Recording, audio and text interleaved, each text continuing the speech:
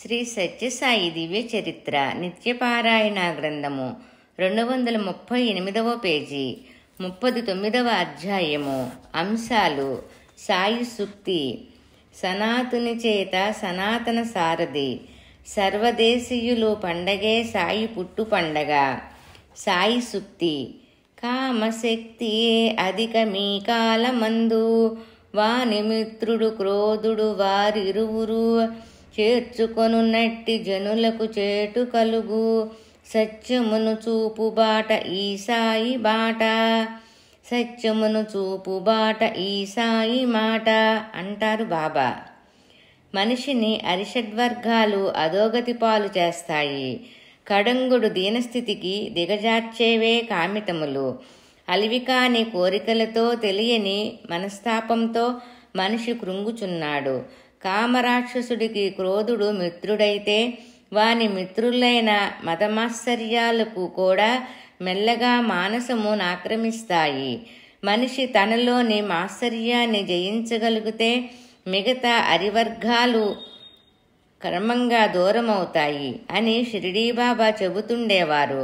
కానీ మనిషి తన మనసునందు జనించే కామక్రోధాలను కట్టడి ప్రయత్నించాలి. అరిషడ్వర్గాలకు లొంగిపోరాదని స్వామి ఉద్బోధ. కాలానుగుణంగా త్రిగుణాలు తమ శక్తిని చూపుతాయి. ప్రస్తుత కాలములో కామ గుణ ప్రాధాన్యత ఎక్కువ. మానవునికి అరిషడ్వర్గాలు అనే 6 ప్రధాన శత్రువులు ఉంటాయని శాస్త్రం.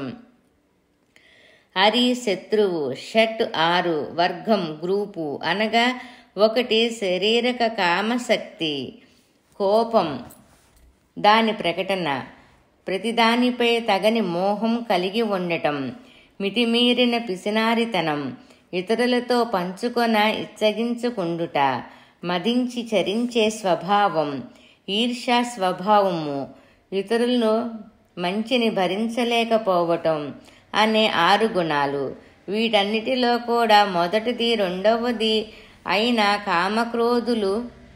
అయిన కామక్రోధాలు ప్రధాన శత్రువులు. గీతలో కృష్ణుడు అరిషడ్వర్గాలలో కామం తానే అంటాడు. వీటిని పొందిన వ్యక్తికి చేటు తప్పదని స్వామి ఉద్బోధ. వీటిని స్వాధీనం చేసుకోవాలంటే మొదట ఈర్ష్యతో మొదలు పెట్టడం మంచిది. సనాతుని చేత సనాతన సారథి. భగవాన్ 1958 మహాశివరాత్రి పర్వదినాన ఒక ఆధ్యాత్మిక మాసపత్రికను స్థాపించారు. దానికి సనాతన సారథి అని శ్రీవారే నామకరణం చేసి తామే సనాతన సారథి అయి మాసపత్రిక రూపములో భక్తుల గృహాలలోకి తద్వారా మనసులలోకి చొచ్చుకొని వెళుతున్నారు. ధర్మ సంస్థాపన చేసి లోక కళ్యాణము స్థాపించవలెననియు, నవవిధ భక్తి మార్గాల ద్వారా హృదయములు పరిశుభ్రపరిచి భక్తుల మనసులను భగవంతుని మందిరాలుగా మార్చవలెనని స్వామి ఈ సనాతన సారథిలో నెల నెల అనేక విధములైన సందేశాలు వాహిని పరంపరలుగా ఇంతవరకు ప్రచురింపచేశారు.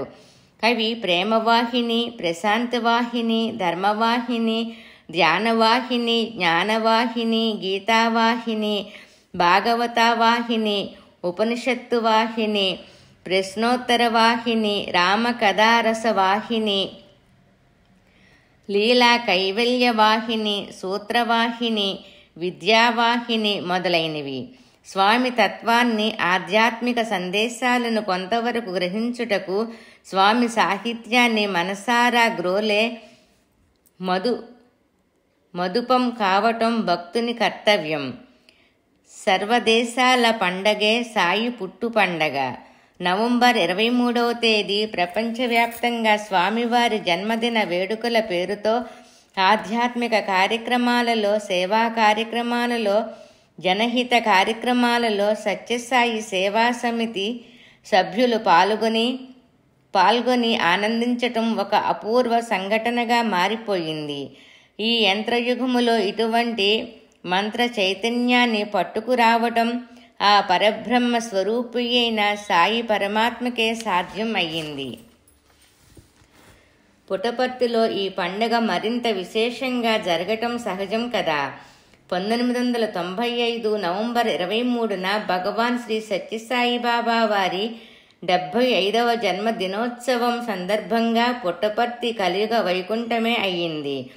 ప్రశాంతి నిలయమంతా వైభవోపేతంగా జరిగిన వేడుకలు విశ్వ మానవ సౌభాతృత్వము, దైవ పితృత్వానికి ప్రతీకలు. 5 సంవత్సరములకొకసారి జరిగే సత్యసాయి సంస్థల 6వ ప్రపంచ సమ్మేళనము, సత్యసాయి ట్రస్ట్ తలపెట్టిన సత్యసాయి వాటర్ ప్రాజెక్టు కూడా కలిసి వేడుకలు మరింత విశిష్టతను పొందాయి. ఈ కార్యక్రమాలన్నీ నవంబర్ 14న ప్రారంభమయ్యి బాబా జన్మదినమైన 23వ తేదీ వరకు కడంగుడు వైభవంగా జరిగాయి. 14వ తేదీ నుండి 4 రోజుల పాటు భారత కల్చరల్ ఇంటిగ్రేషన్ వారు నిర్వహించిన నృత్య సంగీతోత్సవాలు జరిగాయి. జాతీయ అంతర్జాతీయ ఖ్యాతి గడించిన కళాకారులు తమ ప్రజ్ఞా పాటవాలు ప్రదర్శించారు.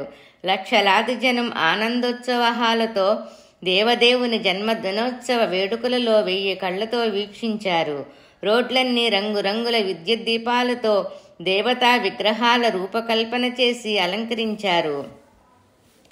హిల్యూ స్టేడియం విద్యుత్ దీపాల కాంతితో పట్టపగలు వెలిగించి స్వాగత ద్వారాలను హిల్యూం స్టేడియం విద్యుత్ దీపాల కాంతితో పట్టపగలులా వెలిగింది. స్వాగత ద్వారాలను ఫోకస్ లైట్లతో ఆకర్షణీయంగా అలంకరించారు. వివిధ దివ్యక్షేత్రాల నుండి వచ్చిన 70 మంది వేద పండితుల వేద మంత్రోచ్చరణలతో నిలయం ప్రతిధ్వనించింది. ఎన్నో ఏండ్లుగా త్రాగునీటికి బాధపడుతున్న అనంతపురం జిల్లా ప్రజల దాహార్తి శాశ్వతంగా తీరింది. 18వ తేదీ ఉదయం రథోత్సవం జరిగింది. విద్యాగిరి స్టేడియంలో నారాయణ సేవ నిర్వహించబడింది. ఆ రోజు సాయంత్రం శ్రీ సత్యసాయి సేవాదళ్ ప్రపంచ మహాసభలను బాబా ప్రారంభించారు. నవంబర్ 21 వరకు జరిగిన సభలో 137 దేశాలకు చెందిన వేలాది ప్రతినిధులు పాల్గొన్నారు. నవంబర్ 19న జరిగిన కార్యక్రమాలన్నీ మహిళలచే నిర్వహించబడ్డాయి. సర్వోత్కృష్టమైన సేవలందించే నిమిత్తమయ్యి మరిన్ని అవకాశాలు కల్పించవలసిందిగా ప్రార్థించేందుకు మహిళా సదస్సు సమావేశమైంది. ఆ రోజు మహిళా దినోత్సవంగా బాబా ప్రకటించారు. స్వామి కార్యక్రమాలలో తాము సాధనాలుగా మారాలన్నదే తమ ధ్యేయమని, తాము పుష్పాలుగా భగవానుని అర్చనకు ఉపకరిస్తే తమ జన్మలు ధన్యమవుతాయని పేర్కొన్నారు మహిళలు.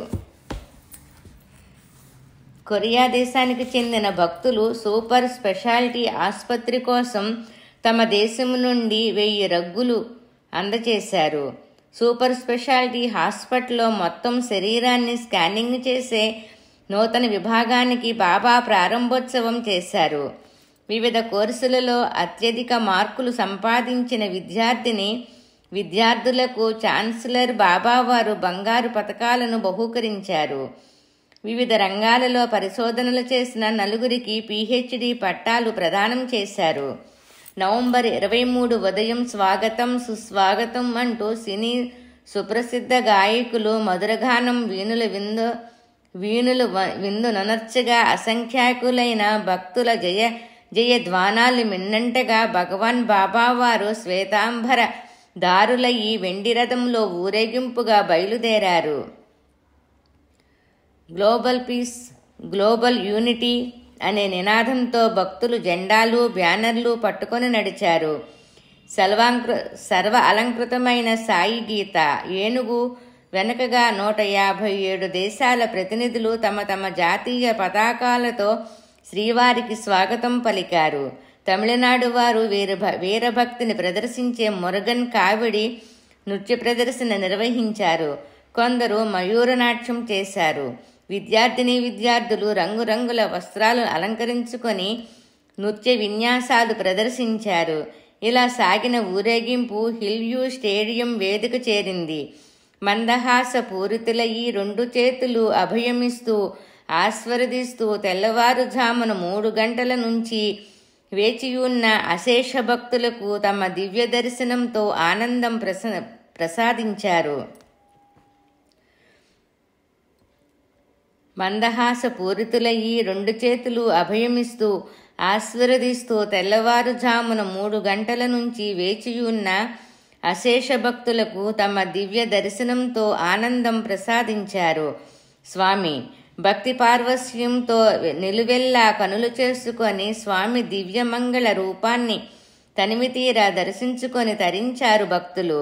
సత్యసాయి సంస్థల అంతర్జాతీయ డిప్యూటీ చైర్మన్ శ్రీవారి 70వ జన్మదిన శుభాశీస్సులు కోరుతూ దేశ విదేశాల నుండి సందేశాలను పంపిన పలువురి ప్రముఖుల పేర్లను చదివి వినిపించారు.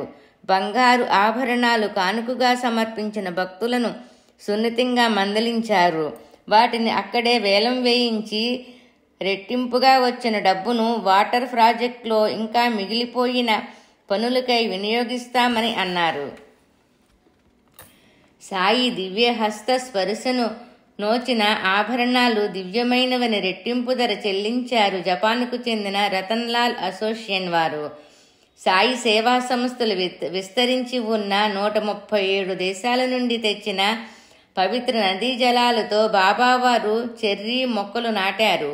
భక్తులందరికీ లడ్డూ ప్రసాదంగా ఇవ్వబడింది. కొందరికి బాబా స్వయంగా లడ్డూలు పంచారు. సాయంత్రం మిరమిట్లు గొలిపే విద్యుత్ కాంతులతో విద్యాగిరి స్టేడియంలో శాంతి వేదికకు కుడివైపున మరో వేదికపై సుప్రసిద్ధ గాయని గాయకులు భక్తి